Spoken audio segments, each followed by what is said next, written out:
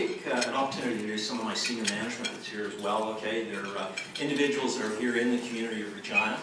One of the perks maybe of having the head office of Sasktel here. And so I'm going to just ask each of them to stand and introduce them, okay? Daryl Godfrey, who's our Chief Technology Officer, okay? Stacey Sanderson, who's our Chief Marketing Officer. Darcy McFarland, who's the Head of Communications and Public Relations. John Hill, who's our Chief Information Officer. John Meldrum, who's our General Counsel and keeps me in legal trouble. Mike Anderson, who's our CFO. And John Bowden, who's Vice President of Innovation with the corporation. So with that, first I want to thank Corey for the very kind introduction.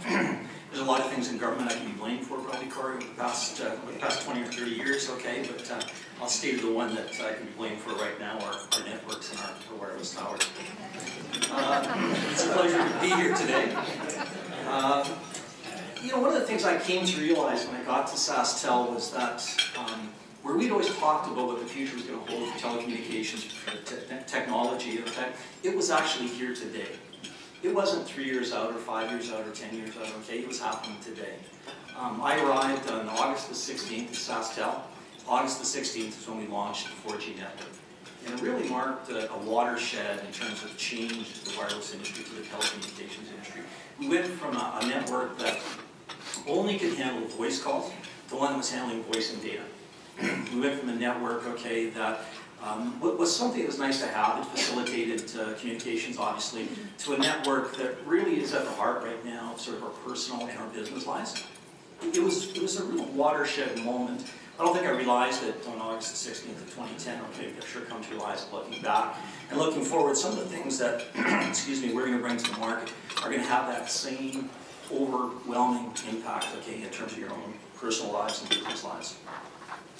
Now, technology change is really continuing to accelerate. If anybody thinks it's slowing down, okay, I'm here to tell you that it's not. It's going to get faster. There's going to be faster change than you've ever seen before.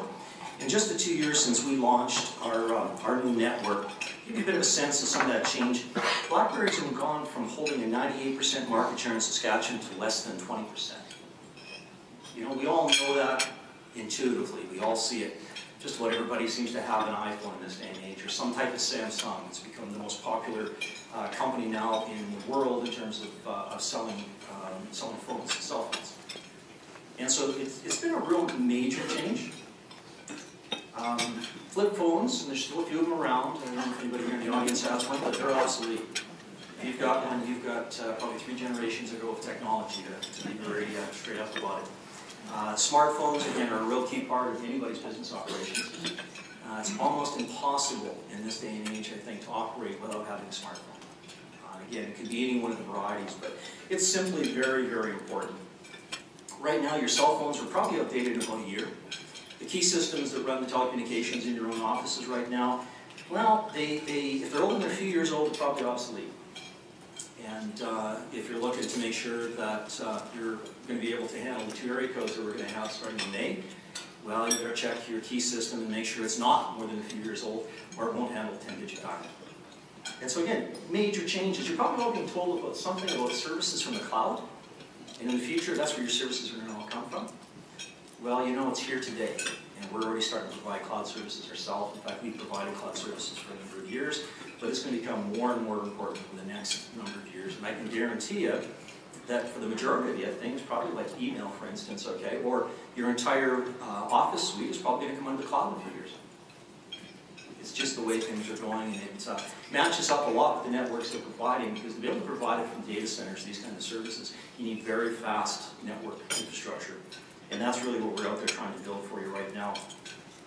I think for all of us, whether it's Sasktel or it's other companies, okay, the tools that we find that we use to connect with our customers, our stakeholders, our vendors, they're all changing. You know, just think about the way, for those people who probably use eBay or do banking, and we were talking about banking a little bit earlier, a large part of banking now is through the internet. So the channels are really changing. For us at Sasktel, we've seen the same thing, and we're now putting in self-serve channels. We now have a chat channel as well. And so we're moving to those kind of areas, okay? Because that's what customers demand. They want to do things themselves. They don't want to phone in and call our call centers anymore, okay? They'd rather go online And by the end of 2013, we hope to have a brand new website that will be up and operating with significant self-serve capacity. New wireless and wireline networks are bringing the speeds and bandwidth that was only available to the largest customers in the past. Those kind of speeds, that kind of bandwidth, okay, is going to be available to everybody. Right from a residential customer, okay, through small and medium-sized businesses. So in the past, a large company would take a T1 line from us, okay, or a LAN span from us, and they would have the ability to run very large systems and move very large data from place to place. Smaller businesses, it was more problematic, it was higher cost. But in the future, that won't be the case. Fiber access will be there for just about everybody. And fiber access will have close to unlimited speed and close to unlimited bandwidth for you. 30 months ago, when we launched our wireless system, we understood that there was going to be a change, a significant change. But we underestimated in a pretty significant way exactly how significant it was going to be. And so our design parameters talked about, as an example, we would need to double our radio network controllers, without getting into the technology, okay, it's what manages the wireless system. We'd have to double that probably within 18 months, something in that range. Well, within 6 or 8 months, we were already looking at doubling it.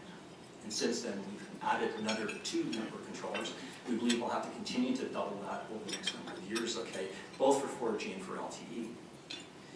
If you go to something like our landline system or even the wireless system, okay, the type of traffic has changed quite dramatically. 30 months ago, Netflix didn't exist here in Canada. In fact, when I joined Sasktel, I really never heard of Netflix. You'd see it occasionally, okay, about something in the US and what Netflix was doing down there. All of a sudden, Netflix showed up here in Canada. And as of today, here in Regina right now, Netflix comprises about 16% of all of our internet traffic. Now, if you add YouTube and some of the other over-the-top providers that are out there, you're into about 40 to 50% of all the internet traffic, okay, comes from organizations or companies or applications that weren't there in the past. And the amount of the traffic, okay, has compounded itself on a major basis. So what you're talking about, again, is very much kind of a sea change in what we're trying to manage and what we're trying to do. Keeping on top of the changes and delivering the new networks is very challenging. There is only a certain speed at which you can roll these things out, and yet the speed of change, the kind of applications, the technology that's being attached to the networks is progressing so very fast, it's tough to keep up. The iPhone 5 is a good example of that. You know, we knew we were going to get the iPhone 4, we knew we were going to get it, okay, back in 2011. But the impact on the network was something we were not prepared for.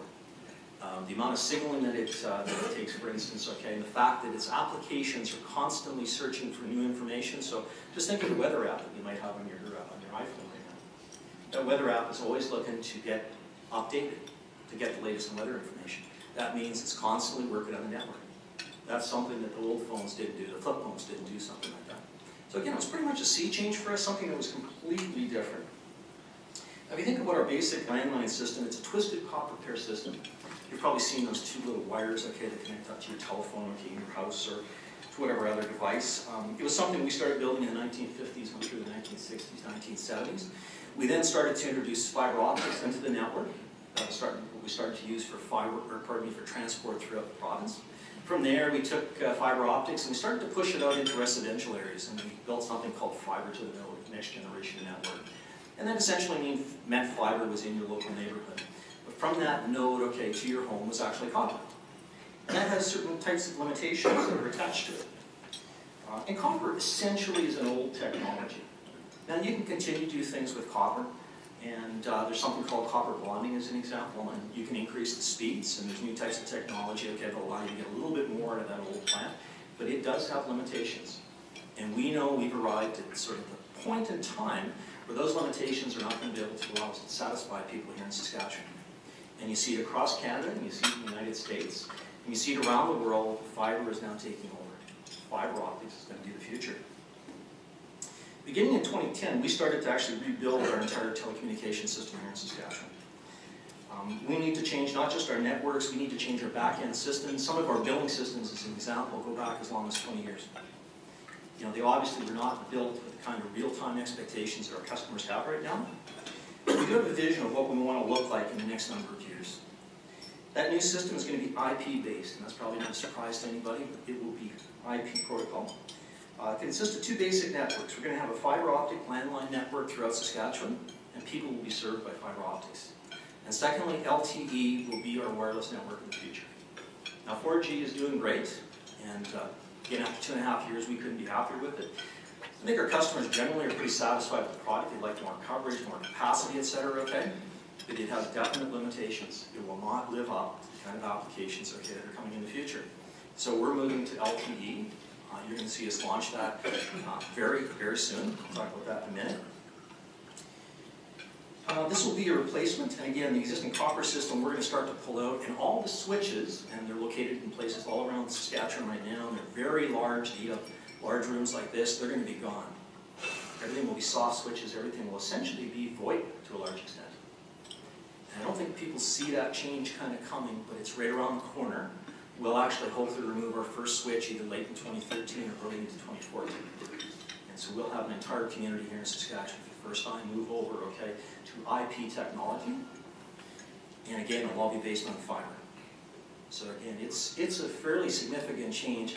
You're seeing and hearing a little bit of it that's out there right now. But 2013 will be the year, okay, where you'll actually see sort of significant development, significant change that will impact the way that we provide services to each and every person. These soft switches I'm talking about, they're all in data centers. And so we're not really thought of as being a data center company, but right now we actually have 4 different data centers around the province. And that's how we deliver a lot of our services at the present time. We're going to add another data center here in Regina. We're going to build additional capacity up in Sasktel. And almost everything we do, okay, will be called over the top, similar to Netflix. There'll be services that you can subscribe to, potentially just through the internet, potentially just through the websites. But it'll be much different than the kind of embedded services that we provided in the past, where they were part and parcel of the network. You'll actually get to choose which ones you want and which ones you don't want.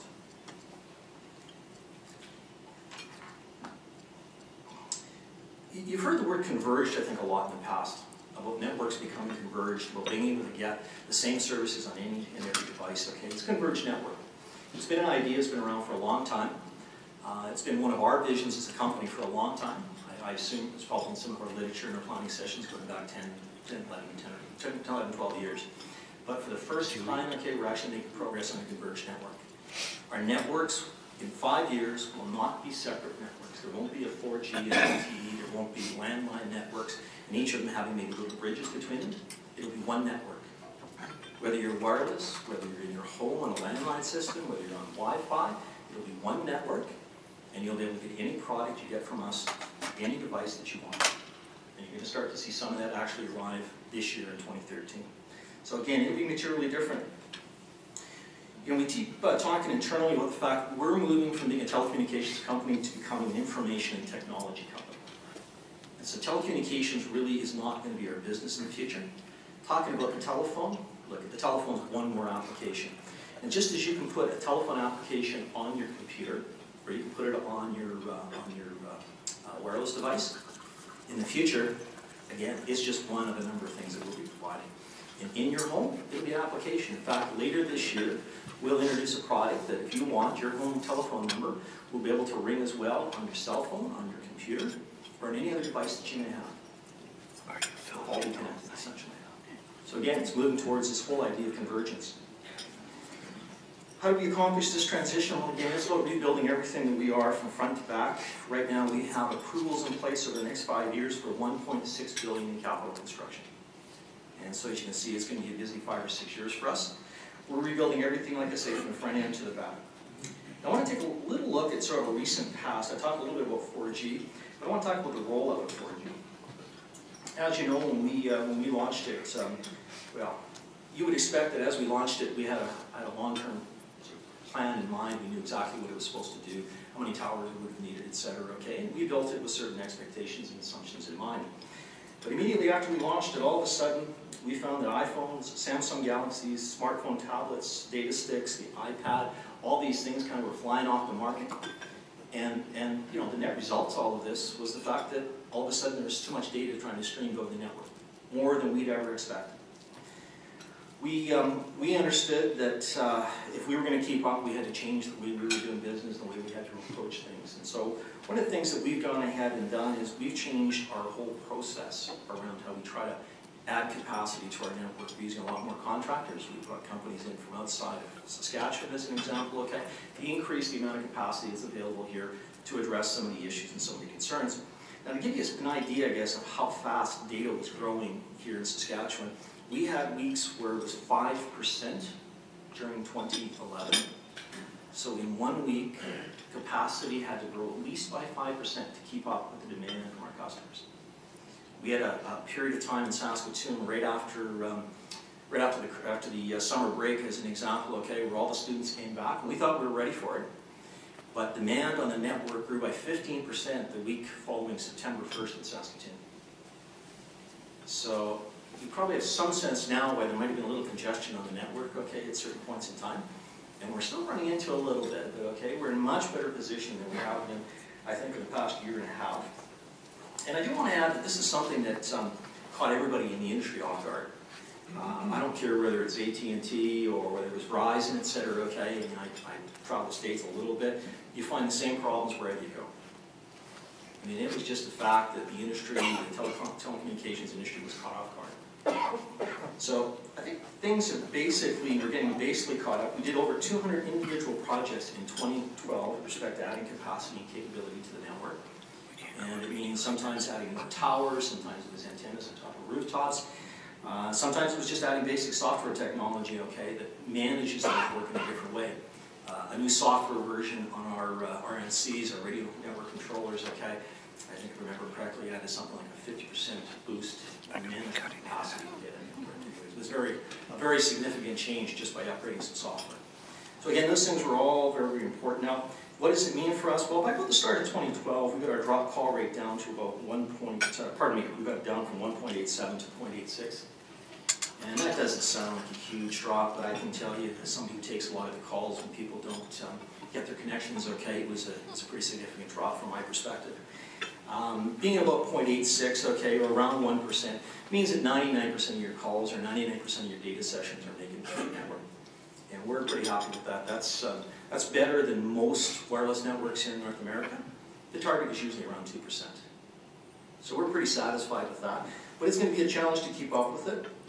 We've moved 400,000 customers onto the network in roughly 30 months. And so you can see where a little of that demand growth is actually coming from. I think about another 100,000, okay, in the next sort of year, year and a half, something like that. And so again, that's going to continue to tax us to a certain extent. And all the time this is happening, every time you turn around, some company, okay, it might be Samsung, might be Apple, has come up with something new that's eating up more bandwidth and more speed.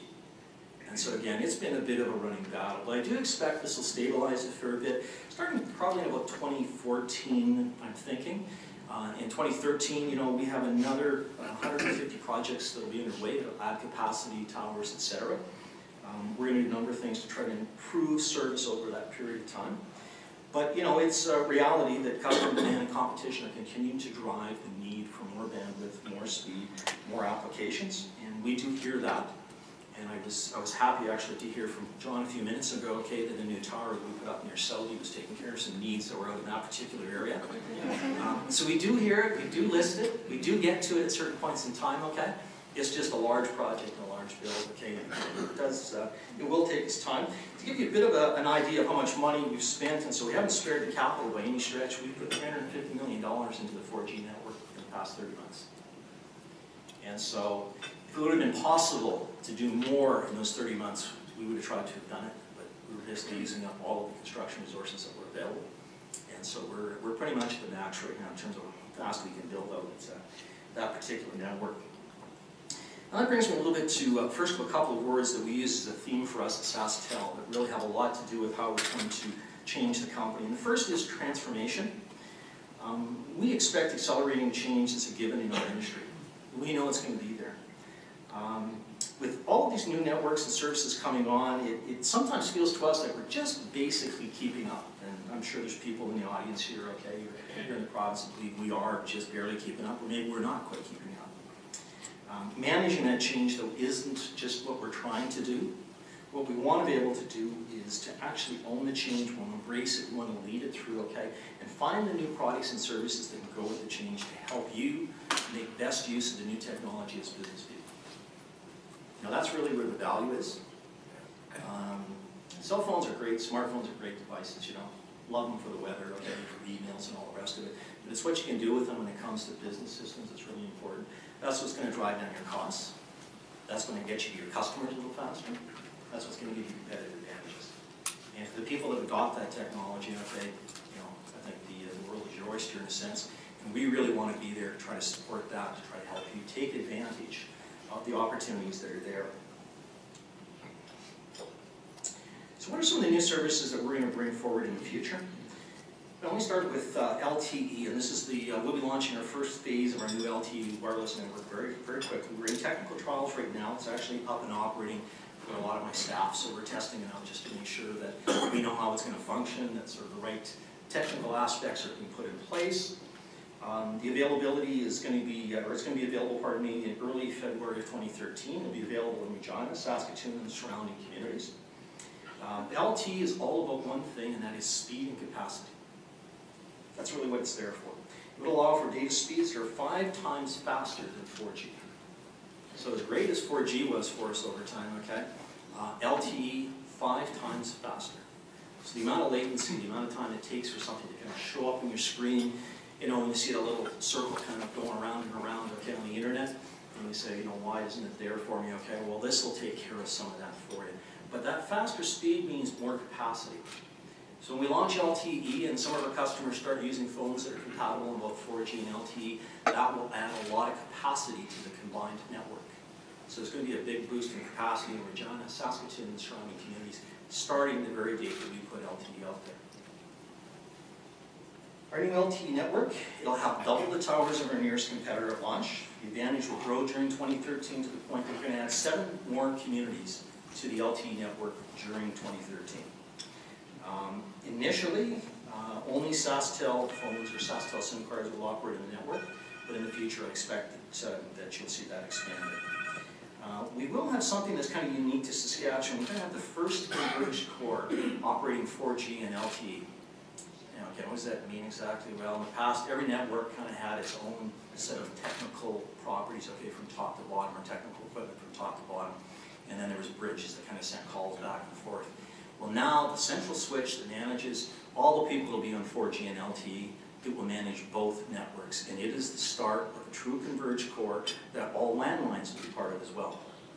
So again, instead of separate networks, one network. And it's sort of that, again, that vision of you get any service, any place, anytime. And we will be the first company in Canada to have that kind of converged core. So I think a major accomplishment for us, great for the province of Saskatchewan. It starts to position us to be a leader in some of the technology. I do want to point out that LTE phones will be backward compatible with 4G. So we'll brand the network as 4G LTE.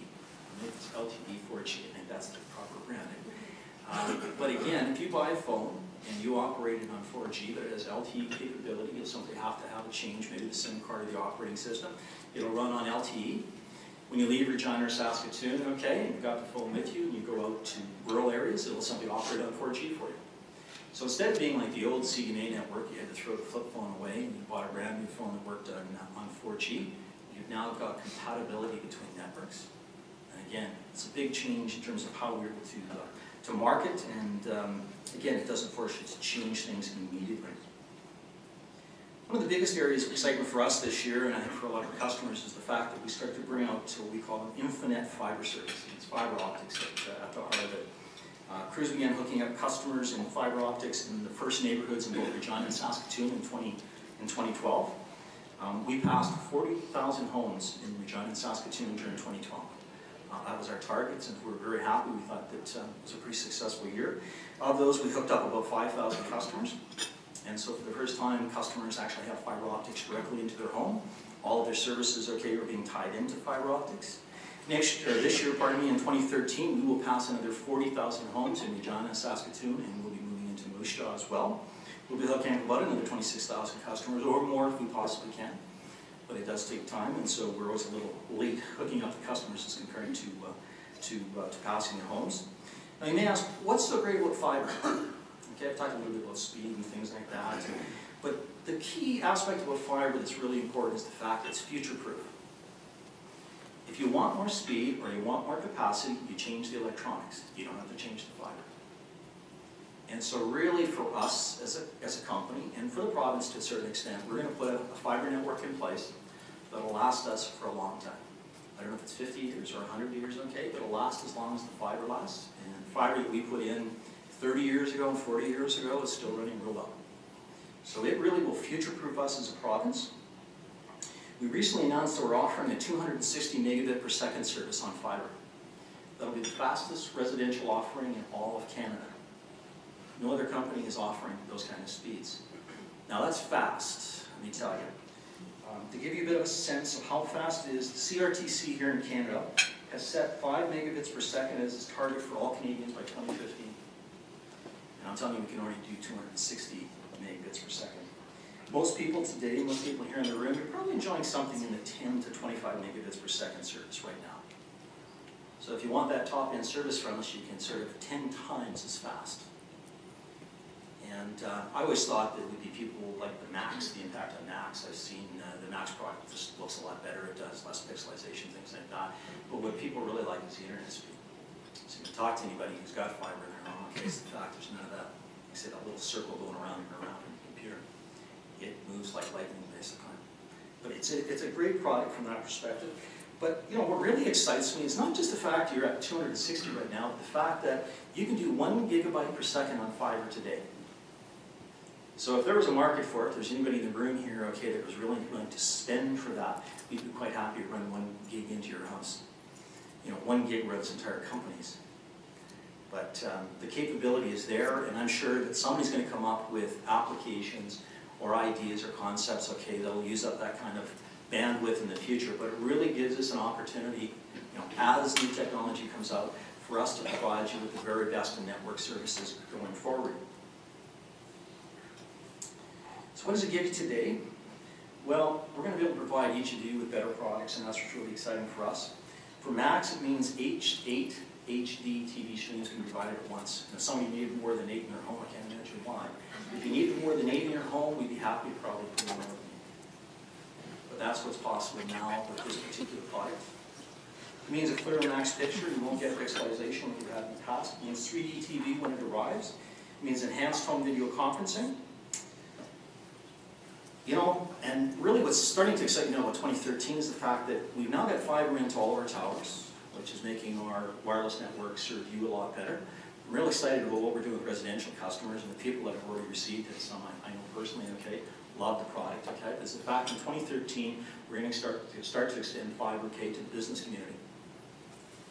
We're going to extend fiber into downtown areas throughout Saskatchewan. That will give individuals in the business community the kind of capacity and the kind of service and the kind of speed, okay, that we've only put into residential and our big business customers in the past. You'll see a major announcement about this in a couple of weeks. We'll define sort of which cities are going to be in and what time frames. But again, you know, I think that it's something that would really excite people. In the past, if you wanted to get the kind of speeds that were on something like fiber, okay, it was a very special build. You know, as we run fiber out there in the downtown cores, okay, for business, we'll be paying for the build, and you'll get the services and pay for the services if you want to take them. And you'll get to pick the kind of speed you want.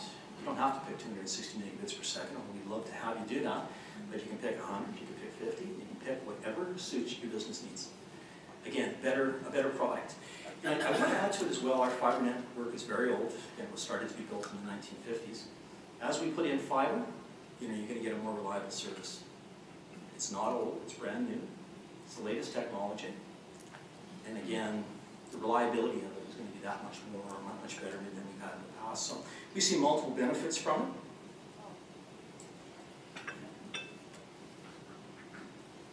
One of the products that I'm very enthusiastic about, and it's more a residential product, although maybe businesses will want it as well, okay, is something we call New Max Online. And it's a Netflix type service is really what it is. We just launched it, very quietly, okay. It's available to those of our customers that take certain types of movie packages. And it's got the same sort of Netflix approach to it in the sense that you can have it on your computer. So if you like to look at some movies, for instance, okay, you're subscribed to them on your regular Max service.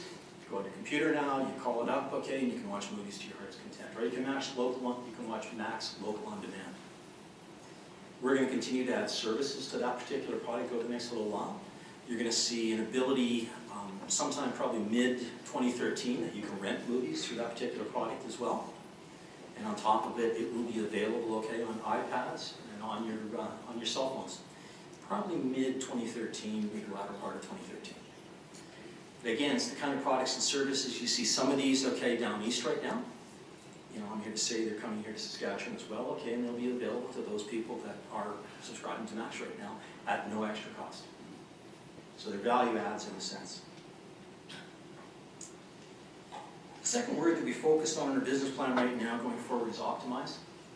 And this is really a key for us because when we're transforming to new services, to new networks, it's just as important for us to continue provisioning and providing support for our classic services. You know, for those of you who have sort of a regular telephone in your home, okay, just want regular Max, we want to make sure we continue to provide those services in the same positive way we have in the past. And for businesses that don't want to move to maybe some of the new products and services at this point in time. As part of this, we've come to understand one of the things we haven't done a great job of maybe for the past few years, okay, is service to our business customers.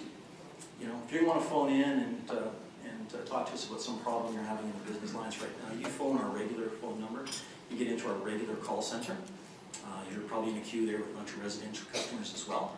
And we've come to understand that that doesn't work for business. So starting in 2013, we're going to set up a separate business line. We will staff it on a 365 days a year basis, 24 hours a day. And business will have an opportunity to phone one line that's dedicated simply to business, to reach individuals whose sole purpose, okay, will be to solve your problems. And probably more importantly, I don't know about you, but one thing that drives me crazy when I phone companies, okay, in their call centers is that there's call handoffs. So you may get, you know, person X, and all of a sudden the problem, they can't figure it out, they'll give you the person Y, and you're moved over to another individual. Well, in our new call center, okay, with the people that are in there, it will be their sole purpose in life to solve your problem, and they're not to transfer the calls.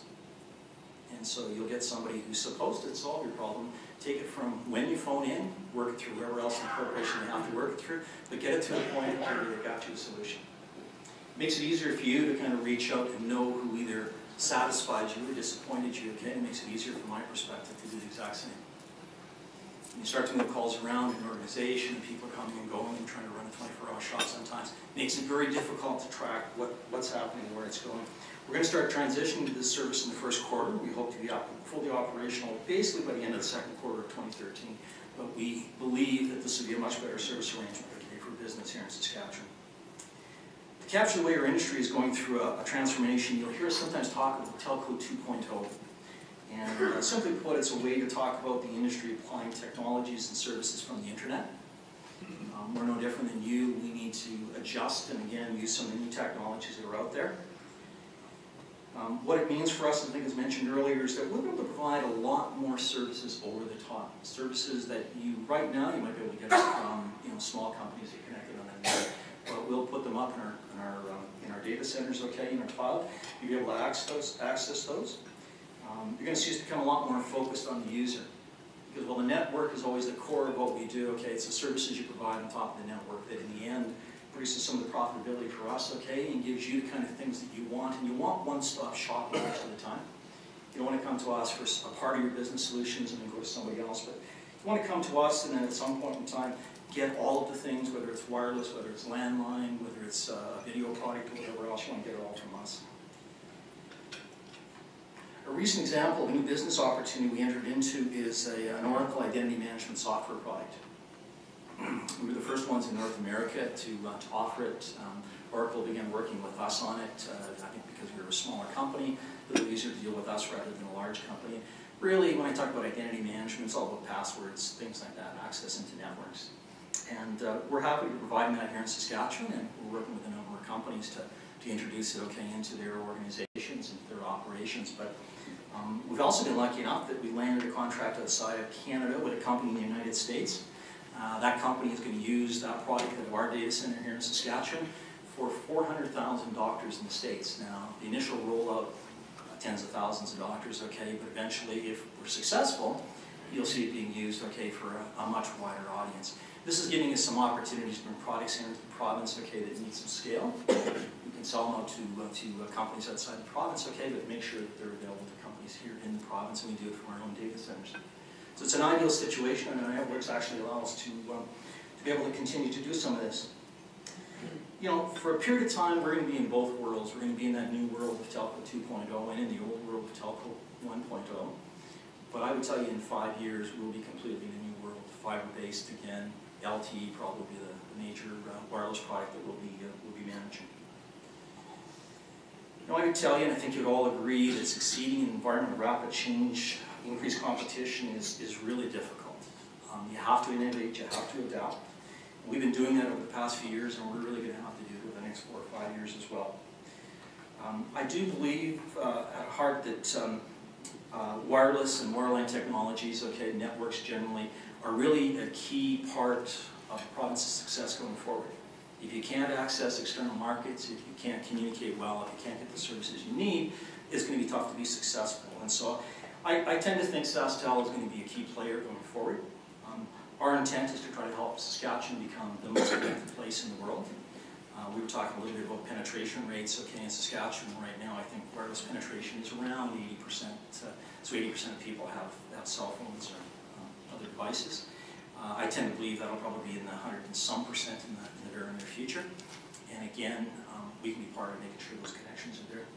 Anyways, thank you very much for your time today. Really appreciate the opportunity to speak to you. I'd love to answer a few questions, and if anybody would like to meet one-on-one with myself or any of the VPs that I have here, we'd be more than pleased to stay after and have a few of those chats in the corridor. Thank you very much.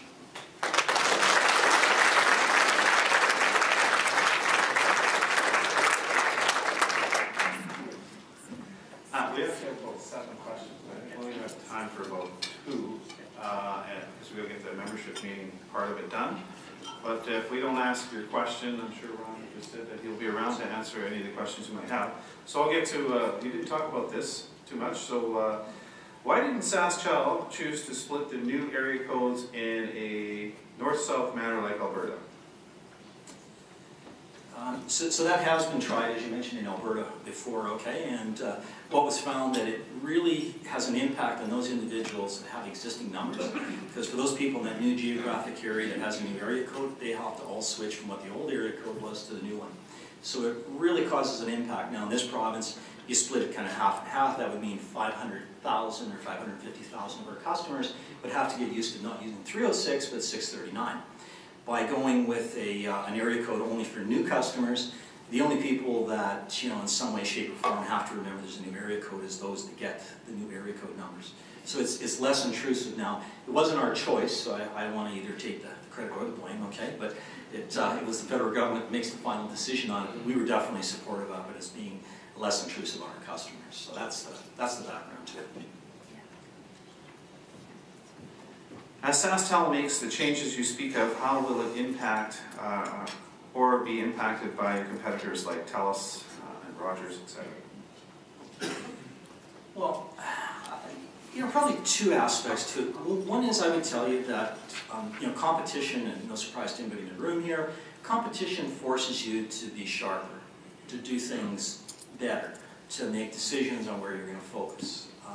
We can't be all things to all people, no different than any other company, okay? So in my 2 years, I'm kind of taking a guess here, but I would think we've probably dropped anywhere from sort of 40 to 50 products. And so we've got out of a bunch of things. Now hopefully you haven't noticed, okay? Hopefully we picked the right products, ones that weren't really that important, okay, for individuals. So we've really started to focus ourselves. You know, I always tell my staff, we do 2 things. We build networks, and we want to be the very best at building those networks and operating them. And secondly, we put products over the networks. It's pretty well that simple. We try not to go outside sort of that particular framework. We try to make sure that, you know, we're doing it in a way that benefits the province of Saskatchewan. That might be something a little different than you might see from some of our competitors.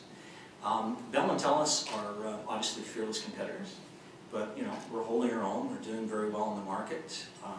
One of my other competitors isn't doing quite so well right now. They seem to have taken most of the brunt from Bell and TELUS coming in. But you know, it's not just those 2. We may have read in your post recently a company out of Montreal, Cobra something, okay, they're in the paper. They're actually going to bring an IPTV product into Saskatchewan, Alberta, and Manitoba.